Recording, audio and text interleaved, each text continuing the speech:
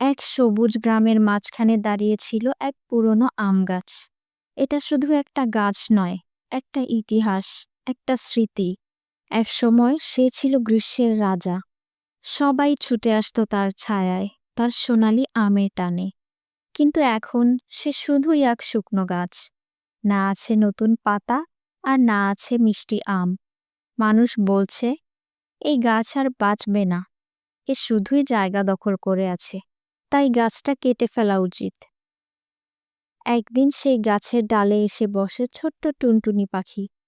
টুনটুনি বলল, গাছ দাদা, কি ব্যাপার, আজ এত চুপ কেন? তুমি তো আগে হাওয়ায় দুলে দুলে গান গাইতে, আজ এত চুপচাপ কেন? গাছ বলল, ওহ টুনি, আমার দিন শেষ হয়ে গেছে।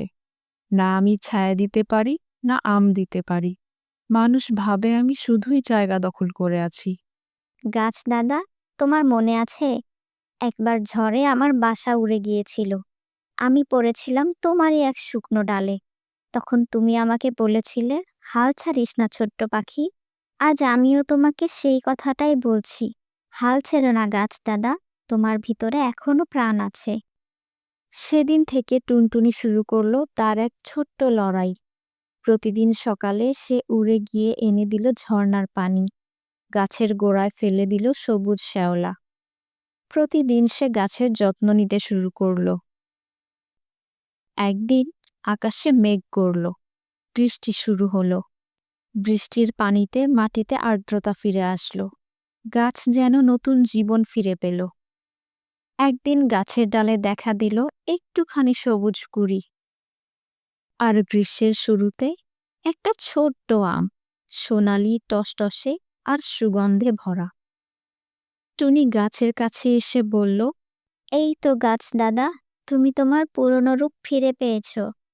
দেখো, তুমি আবার আগের মতো আম দিতে পারছো। টুনি, তুই না থাকলে আমি হয়তো সত্যিই মরে যেতাম।